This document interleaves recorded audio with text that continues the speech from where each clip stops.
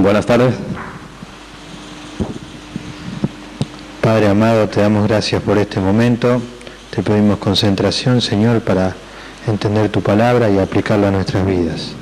En el nombre de Jesús, nuestro Salvador. Amén. Pueden sentarse. Gracias por venir. Estamos en nuestro estudio de Romanos. Hoy doy la clase, así que vamos a leer.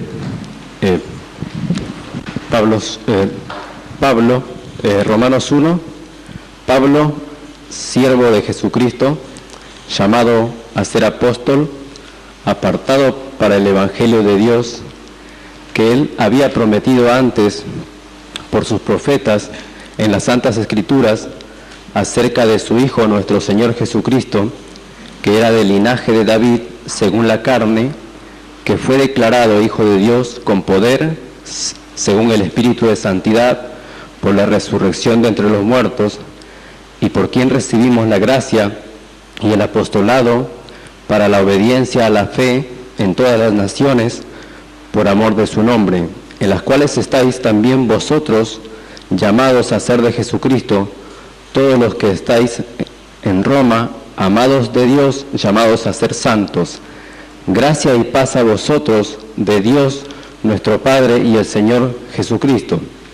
Primeramente, doy gracias a mi Dios, mediante Jesucristo, con respecto a todos vosotros, de que vuestra fe se divulgue por todo el mundo, porque testigo me es Dios, a quien sirvo, en mi espíritu, en el Evangelio de su Hijo, de que sin cesar hago mención de vosotros siempre en mis oraciones, rogando que de alguna manera tenga al fin, por la voluntad de Dios, un próspero viaje para ir a vosotros, porque deseo veros para comunicaros algún don espiritual a fin de que seáis confirmados.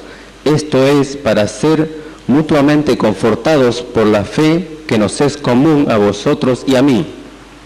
Pero no quiero, hermanos, que ignoréis que muchas veces me he propuesto ir a vosotros, pero hasta ahora he sido estorbado para tener también entre vosotros algún fruto, como entre los demás gentiles, a griegos y a no griegos, a sabios y a no sabios soy deudor.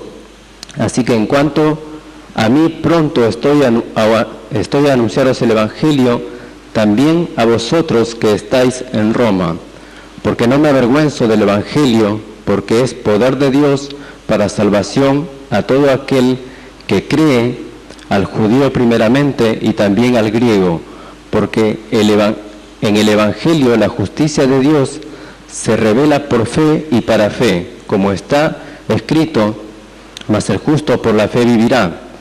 Porque la ira de Dios se revela desde el cielo contra toda impiedad e injusticia de los hombres que detienen con injusticia la verdad, porque lo que de Dios se conoce les es manifiesto, pues Dios se lo manifestó, porque las cosas invisibles de Él, su eterno poder y deidad, se hacen claramente visibles desde la creación del mundo, siendo entendidas por medio de las cosas hechas, de modo que no tienen excusa.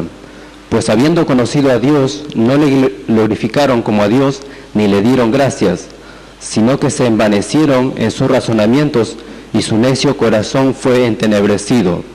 Profesando ser sabios, se hicieron necios, y cambiaron la gloria de Dios incorruptible en semejanza de imagen de hombre corruptible, de aves, de cuadrúpedos y de reptiles, por lo cual también Dios los entregó a la inmundicia en las concupiscencias de sus corazones, de modo que deshonraron entre sí sus propios cuerpos, ya que cambiaron la verdad de Dios por la mentira, honrando y dando culto a las criaturas antes que al Creador, el cual es bendito por todos los siglos. Por esto Dios los entregó a pasiones vergonzosas, pues aún sus mujeres cambiaron el uso natural por el que es en contra naturaleza, y de igual modo también los hombres dejaron el uso natural de la mujer, se encendieron en su lascivia unos con otros, cometiendo hechos vergonzosos, hombres con hombres, y recibiendo en sí la retribución debida a su extravío.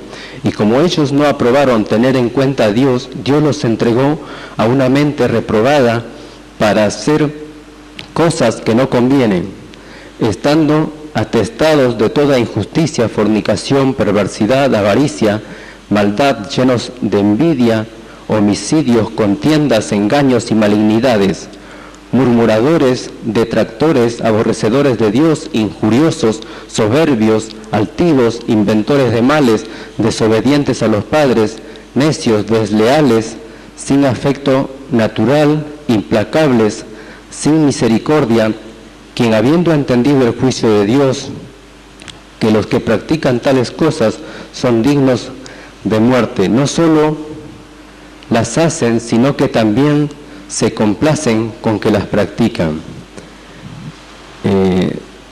Pastor en la primera clase había hablado acerca de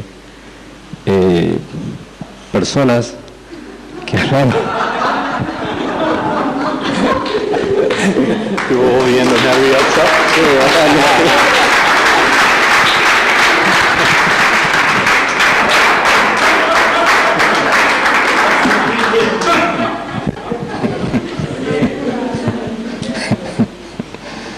Caliente bajo las luces, ¿no?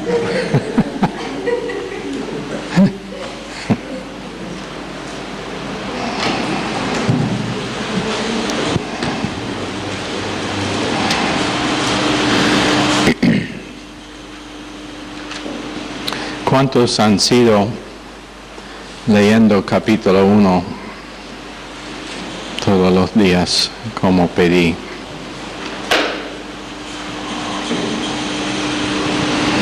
No hay nada nuevo bajo el sol, dice Proverbios. Y el pecado que se encuentra en la segunda mitad de Romanos 1, estamos viendo en gran manera en todas partes del mundo hoy en día. Pero nosotros todavía estamos en verso 1. Y yo voy a orar, aunque sé que todos oraron antes. Señor, por favor, bendice esta clase, cada alumno.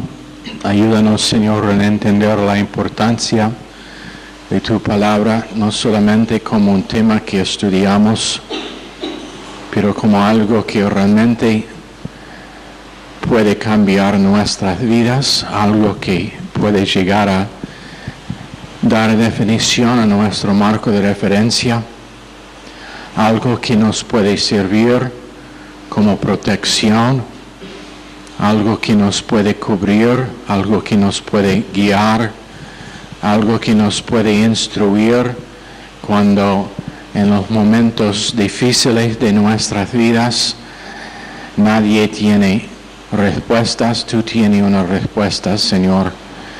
Ayúdanos en realmente identificar que el estudio de tu palabra es por el propósito de enseñarnos cómo vivir de día en día, de momento en momento, en cada detalle que nos pasa. En el nombre precioso de Jesús pedimos. Amén. Romanos capítulo 1, verso 1. Pablo, siervo de Cristo Jesús, llamado a ser apóstol, apartado para anunciar el Evangelio de Dios. Y la cosa que decimos anoche es que el original dice apartado al Evangelio. El anunciar el Evangelio solamente es una parte de lo que Pablo estuvo diciendo acerca de su llamado, acerca de su propósito. Pero quiero que veamos esta noche lo que significa esta palabra evangelio. En el griego es euangelion.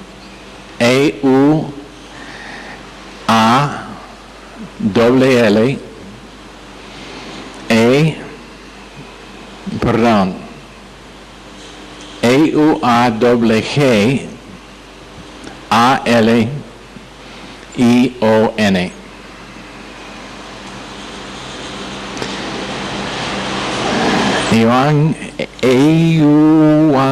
Evangelion.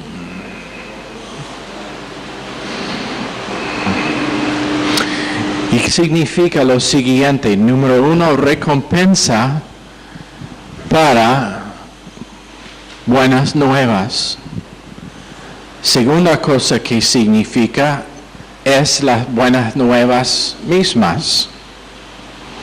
Específicamente, en el Nuevo Testamento, las buenas nuevas del reino de Dios, pronto para estar establecido, y también de Jesucristo, el Mesías, el que es el fundador de ese reino. No olviden que los judíos son los a quien Cristo vino inicialmente. No olviden que el propósito de Dios nunca cambia. Cuando Él decide algo, es eterno lo que Él decide, no como nosotros.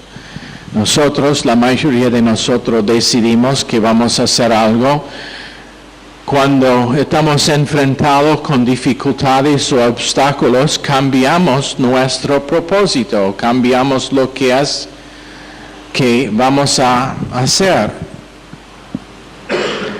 No sé cuántos, cuando yo estuve en la universidad estudiando,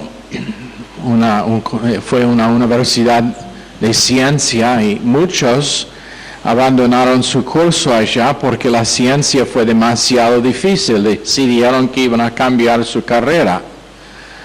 Muchos creyentes viven así. Cuando Dios les muestra lo que es el plan para sus vidas y están enfrentados con dificultades, cuando Dios da una visión personal y se enfrentan dificultades, ellos cambian lo que han empezado a hacer. Dios no. Él dijo a Israel: mi plan es que Israel sea luz al mundo. Mi plan es que Israel sea el instrumento por medio de que todo el mundo, toda nación viene a conocimiento de mí.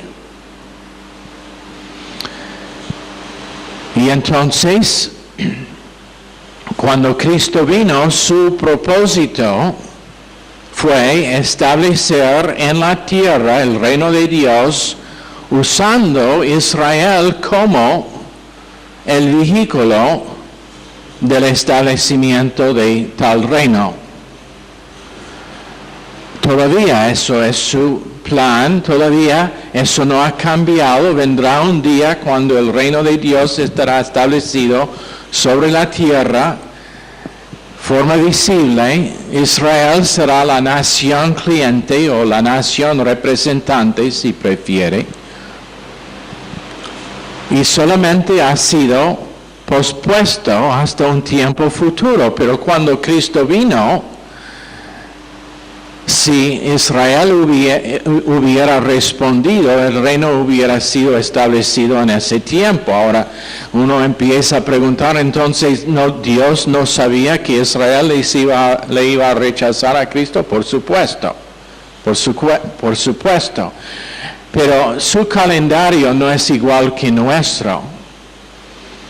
Nuestro calendario, 2006 sigue a 2005, 2007 sigue a 2006, pero en el calendario de Dios no es referente a tiempo. Entonces, cuando Él vino, Él estableció las premisas del reino, y para finalizar su reino todavía es futuro, con hasta ahora 2000 años, periodo de intervalo, mientras que Israel no está siendo usado por Dios, pero los gentiles todavía están siendo alcanzados por medio de Israel. como por medio de Israel. ¿Quiénes fueron los apóstoles? Judíos. Nacionalmente no, pero él usó judíos, 12 de ellos, con 12 puso el mundo patas arriba y hasta hoy día está cumpliendo su propósito en ganar el mundo gentil a Cristo. Entonces, primero Cristo vino a Israel con el propósito de ganarlos, para el propósito de establecer su reino, para el propósito de que ellos cumpliesen lo que fuera su propósito en la mente de Dios desde siempre, el ser luz al resto del mundo, siendo que ellos seguían siendo rebeldes como en todo el Antiguo Testamento. Eso en ninguna forma fue un obstáculo al cumplimiento del propósito de Dios. Pero que entiendan lo que estoy diciendo. Entonces él vino con las buenas noticias o el evangelio del reino. Las buenas noticias de que él quiso establecer su reino. Alguien pregunta, ¿y qué si Israel no rebeló contra su Mesías? ¿Qué hubiera pasado si Cristo fuera aceptado por Israel? Entonces todavía, por el propósito de pecado, Cristo tenía que morir, pero enseguida después de la resurrección, su reino hubiese sido plantado o fundado.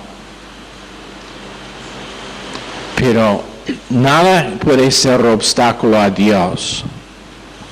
Entonces, primero fue el evangelio del reino, las buenas nuevas de que Cristo iba a establecer su reino en la tierra. Pero después de la muerte de Cristo, el término empieza a incluir la prédica de lo que significa la muerte, crucifixión y resurrección de Cristo. ¿Qué significa el sufrimiento de Cristo en la cruz? Que fue lo necesario para procurar un lugar para la salvación de hombres en el reino de Dios. También el evangelio significa, la palabra significa las buenas nuevas de redención por medio de Cristo. Otro significado es la proclamación de la gracia de Dios manifiesto y jurado en Cristo. Los detalles, todos los detalles de redención están incluidos en el Evangelio. El Evangelio no solamente es el Evangelio de salvación. El Evangelio es mucho más ancho, mucho más amplio que solamente que el hombre pecador puede ser salvo. El Evangelio significa mucho más que eso.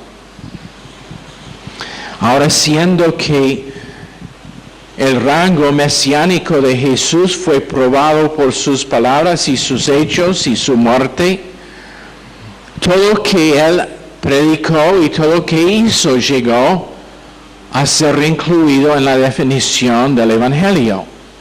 En otras palabras, el Evangelio incluye la vida y la obra de Jesucristo. Significa la inteligencia bienvenida de salvación dado al hombre como fue predicado por Jesucristo y sus seguidores. Cristo predicó redención por fe solo.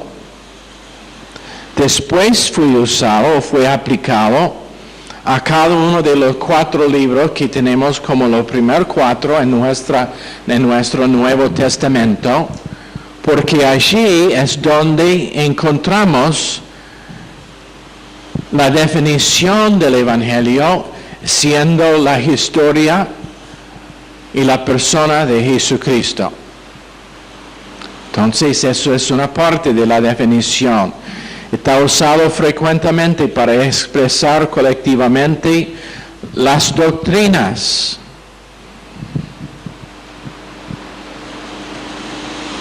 Del Evangelio. Y el término predicar el Evangelio frecuentemente está usado para incluir no solamente la proclamación de buenas nuevas, pero la enseñanza que hombres o como hombres pueden aprovechar el Evangelio o los efectos de salvación.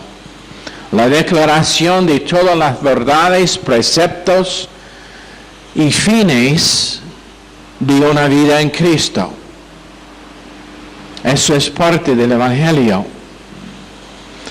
En las Escrituras vemos que el Evangelio está nombrado el Evangelio del Reino, como en Mateo capítulo 4, verso 23. Recorrió Jesús toda Galilea enseñando en las sinagogas de ellos y predicando el Evangelio del Reino. ¿Y qué fue el Evangelio del Reino? El Evangelio, las buenas nuevas del Evangelio del Reino es que el Rey fue en su medio de ellos. Que el Rey había llegado. Eso fue el Evangelio, las buenas nuevas del Reino, que el Rey llegó, pero fue rechazado. También el Evangelio de la gracia de Dios en Hechos capítulo 20. Verso 24 dice, pero de ninguna cosa hago caso ni estimo preciosa mi vida para mí mismo, con tal que acabe mi carrera con gozo y el ministerio que recibí del Señor Jesús para dar testimonio del Evangelio de la gracia de Dios. En Romanos 1, 16 está nombrado el Evangelio de Cristo, donde en el verso que Fernando leía, no me avergüenzo del Evangelio, porque es poder de Dios para salvación a todo aquel que cree, al judío primeramente y también al griego. Es el Evangelio de paz en Efesios 6:15, donde tenemos nuestros pies calzados con el Evangelio de la paz. Las buenas nuevas de que nosotros podemos caminar de día en día con paz con nuestro Padre Celestial, y por causa de tener paz con nuestro Padre Celestial, podemos tener paz en otras relaciones también. Calzado con el Evangelio de paz, buenas nuevas, de que no hay argumento ahora entre nosotros y Dios, caminando en la verdad de que Dios nos aprueba por causa de Cristo. Esa es buena nueva. ¿Por qué? Porque antes el hombre fue bajo condenación por causa de su pecado. Eso es lo que dice Romanos capítulo 3. Y el pago de pecado en 6:23 es muerte. Eso no es buenas nuevas. Pero el don de Dios es vida eterna en Cristo Jesús. Ahí es el Evangelio. Después, en 2 de Corintios 4:4, es el Evangelio glorioso, en lo cual el Dios de este siglo cegó el entendimiento de los incrédulos, para que no les resplandezca la luz del Evangelio de la gloria de Cristo, el cual es la imagen de Dios. Pero en realidad debe ser el glorioso Evangelio de Jesucristo. Y es un evangelio glorioso. Piénsenlo. Todos los millones y millones de personas en este momento son 6,000 millones de personas en la faz de esta tierra, y cada uno de ellos fueron destinados a una eternidad sin Dios, pero el glorioso evangelio es que cada uno puede ser salvo por un acto simple de confianza en lo que Cristo hizo por ellos. Entonces, glorioso. También en 1 de Timoteo 11, según el glorioso evangelio del Dios bendito, que a mí me ha sido encomendado. Pero en Apocalipsis capítulo 14, verso 6, es el evangelio eterno. Vi volar por en medio del cielo a otro ángel que tenía el evangelio eterno para predicarlo a las moradores de la tierra, toda nación, tribu, lengua y pueblo. ¿Por qué es un evangelio eterno? Una vez que estamos en el cielo, ¿por qué vamos a necesitar más el evangelio? Todos van a ser salvos allá. Y entonces, ¿por qué es un evangelio eterno? Porque nosotros vamos a estar contando y recordando durante toda la eternidad los efectos del evangelio de gracia hacia nosotros. Durante toda la eternidad vamos a pasar el tiempo. ¿A cuántos les gusta pasar tiempo contando historias? Si sean chistosos, si sean de suspenso o lo que sea, pero a mí me gusta contar historias, pero especialmente las historias contando lo que es que la gracia de Dios hizo por nosotros. Por mí mismo, personalmente. ¿Y sabe lo que será la eternidad? Vamos a tener un rap grande y allá, y uno por uno, gente van a ponerse de pie y van a contar su historia personal. No estará aburrido, todos van a ser contadores de historias fabulosas, van a poder animar a toda la gente allá, y después de cada historia aplausa por el evangelio eterno. Será eterno porque va a costar toda la eternidad para contar las historias, y si pasamos todas las historias de toda persona en el cielo, al fin de ese tiempo vamos a volver a empezar de nuevo. Nadie va a decir, oh, hemos escuchado esa historia antes. No, van a decir, cuénteme de nuevo la historia de la gracia de Dios que te rescató de cómo era. ¿Lo entienden? Entonces es evangelio eterno. En Efesios 1:13 es el evangelio de salvación. En él también vosotros, habiendo oído la palabra de verdad, el evangelio de vuestra salvación, y habiendo creído en él, fuisteis sellados con el Espíritu Santo de la promesa. Habiendo oído, y tu versión dice la palabra de verdad y el evangelio de vuestra salvación, las buenas nuevas de vuestra salvación o de su salvación. Para ustedes que no hablan el idioma de la Reina Valera, para su salvación, el evangelio de su salvación no es el evangelio solamente de su prójimo, pero es el evangelio de su salvación de cada uno de nosotros, es nuestro personal, y nosotros tenemos una salvación que es personal para cada uno de nosotros. Entonces es salvación, el evangelio de la salvación. En Marcos 6:15 debe estar predicado a toda criatura, y por causa de que la historia de este mundo es la historia de la prueba que Dios ha puesto sobre su creación, y como ellos han fallado, ellos fracasaron bajo inocencia, ellos fracasaron bajo conciencia, ellos fracasaron bajo gobierno humano, ellos fracasaron bajo la familia, ellos fracasaron bajo el reino de Dios por medio de hombres, ellos fracasaron en todo caso, inclusive durante la dispensación de la gracia. La iglesia no ha cumplido con lo que era su mandato por Dios. La última cosa que dijo Jesús antes de ascender al cielo, ¿qué fue? Ir, no sentar en sus nalgas en casa siendo cómodo, pero ir predicando y haciendo discípulos, Y eso significa no por televisión, eso significa cara a cara, eso significa enfrentando gente con su necesidad de recibir a Cristo. Y la iglesia en gran manera ha fracasado. Entonces, por eso en los versos que leíamos, los ángeles van a estar predicando el Evangelio un día. Pero va a ser predicado el Evangelio, las buenas nuevas a toda criatura. Los 70 lo predicaron en Lucas 9. Jesús predicó el Evangelio en Lucas 20, verso 1. El Evangelio hace discípulos en Hechos, capítulo 14, verso 21. Es el Evangelio de paz en Romanos 10, 15.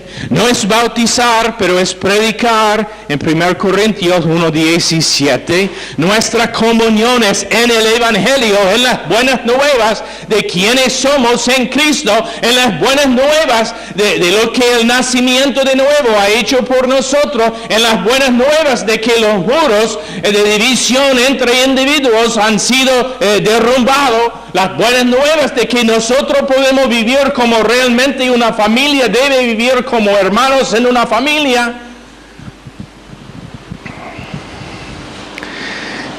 Nos da luz en 2 de Timoteo 1:10.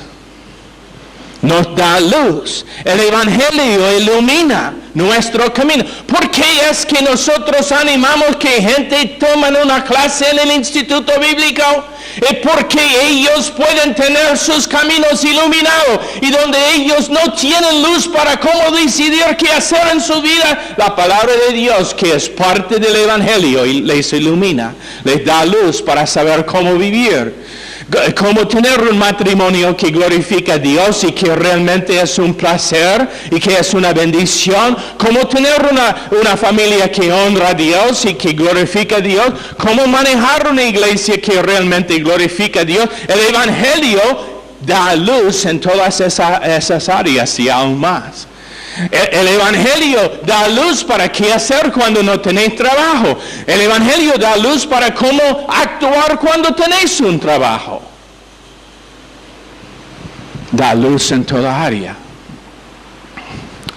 Pero Pablo dijo en 1 Corintios 9:16, ay de mí si no predico el Evangelio. Ay de mí si no predico el Evangelio.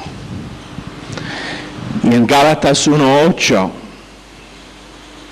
que dice, anátema, maldito eternamente, la persona que cambia el Evangelio, que hace que el Evangelio, que es otro que por medio de la gracia gratuita de Dios, que cambia el Evangelio y que hace que es algo en que individuos tienen que cumplir para merecer la salvación. Les voy a decir algo.